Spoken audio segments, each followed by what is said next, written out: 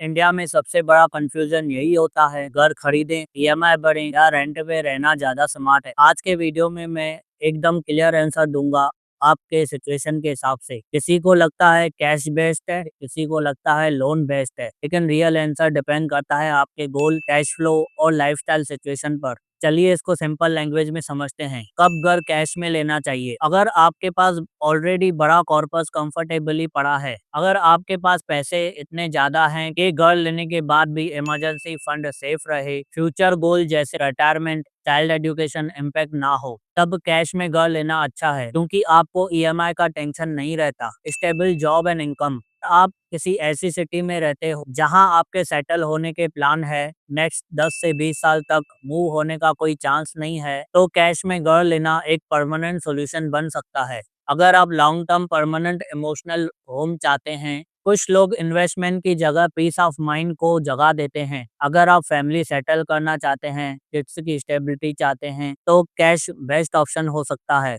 ये थे वो सिचुएशन जब कैश बेस्ट है, लेकिन रियलिस्टिकली कैश बाइंग परफेक्ट नहीं होती। चलिए इसके कुछ डाउनसाइड भी समझते हैं। आपका पूरा पैसा एक एसेट में ब्लॉक हो जाता है, नो डाइवर्सिफिकेशन, इन्वेस्टमेंट डाइवर्सिफिकेशन खत्म हो जाता है, सारा पैसा एक ही जगह लगाने से रिस्क बढ़ जाता है। म्यूचुअल फंड, एफडी, इक्विटी, ये सारे एसेट ग्रोथ देते हैं, कैश में बाय करने से ये ग्रोथ मिस हो सकती है। लिक्विडिटी प्रॉब्लम, इमरजेंसी में अर्जेंट पैसे चाहिए तो आप घर बेचने या मॉर्गेज करने में टाइम लगता है। ये तो हुआ कैश का एंगल। अब लोन रियलिटी भी समझ लेते हैं। कब लोन पे घर लेना सही है? जब आप कंफर्टेबली ईएमआई पे कर सकते हैं। EMI should be max 25 to 30% of your monthly income. अगर इससे ज्यादा ईएमआई बन रही है तो फाइनेंशियल स्ट्रेस आ सकता है। टैक्स बेनिफिट, अगर आपको होम लोन में एटीसी में repayment principal and section 24B में इंटरेस्ट डिडक्शन टैक्स बेनिफिट चाहिए तो होम लोन लेना सही हो सकता है। फ्यूचर इनकम ग्रोथ,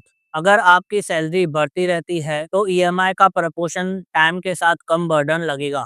पहले 2-3 साल टफ होंगे, लेकिन बाद में मैनेजेबल हो जाएगा। अब तक हमने देखा कब लोन लेना बेस्ट है, लेकिन लॉन्ग टर्म में इसके कुछ फाइनेंशियल प्रेशर्स भी होते हैं। लॉन्ग कमिटमेंट, 20-25 साल एक बहुत लंबा पीरियड होता है। जॉब लॉस, हेल्थ इमरजेंसी या फैमिली एक्सपेंस से ईएमआई प्रेशर बढ़ सकता है। High total cost, home loan के इंटरेस्ट की वजह से टोटल कॉस्ट बढ़ जाता है। 50 लाख का घर इंटरेस्ट ऐड करके लगभग 80 लाख तक हो जाता है। मतलब 50 लाख के घर का आप बैंक को 80 लाख दे रहे हो। लॉन्ग टर्म में ये नुकसान है। इमोशनल स्ट्रेस, हर महीने ईएमआई देना स्ट्रेस क्रिएट करता है, स्पेशली उन एम्प्लॉयज के लिए जिनकी फिक्स्ड इनकम होती है। ये कंपैरिजन और भी क्लियर होगा जब हम रेंट को देखते हैं। कब रेंट पे रहना चाहिए? जॉब रीलोकेशन, अगर आपका जॉब लोकेशन फ्रीक्वेंटली चेंज होता है, जैसे आईटी, बैंकिंग, कॉर्पोरेट जॉब्स में सिटी चेंज होती रहती है, ऐसे में घर खरीदना रिस्की है। अगर आपका बजट टाइट है और डाउन पेमेंट मुश्किल है, घर खरीदने के लिए मिनिमम 20 से 25% डाउन पेमेंट चाहिए। अगर ये अरेंज करना पॉसिबल नहीं है तो रेंट बेस्ट है। लग्जरी लोकेशन चाहिए, अगर आपको मुंबई, दिल्ली, बेंगलोर जैसे बड़े सिटीज में घर खरीदना है, लेकिन इन सिटीज में घर खरीदना करोड़ों में प्राइस होता है, आपके लिए ये पॉसिबल नहीं है, तो रेंट पे रहना सही है। रेंट पे आपको वही घर लो कॉस्ट में मिल जाता है। अब रेंट के कुछ डाउनसाइड भी समझते हैं जो आपको पता होना जरूरी है।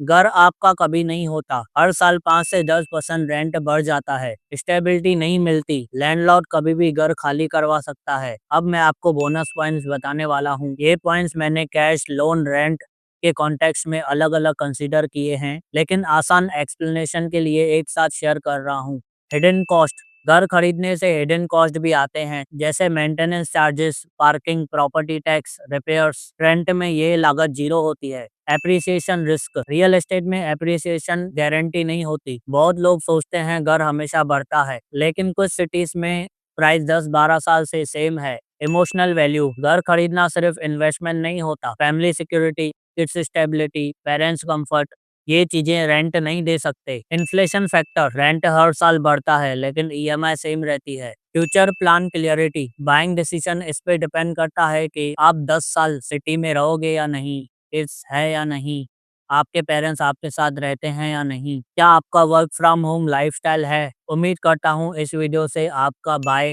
रेंट, लोन वाला कंफ्यूजन क्लियर हुआ होगा। घर लेना लाइफ का सबसे बड़ा डिसीजन होता है, जल्दबाजी मत करो। सही नॉलेज लो और फिर कदम उठाओ। अगर ये वीडियो हेल्पफुल लगी हो तो लाइक ज़रूर करना। कमेंट करके बताओ आप कौन सा ऑप्शन चुनोगे। ऐसे और फाइनेंस वीडियोस के लिए सब्सक्राइब कर लो। Thanks for watching. आपका टाइम देने के लिए बहुत धन्यवाद। अगली वीडियो तक स्मार्ट बनो, इन्फॉर्म्ड रहो।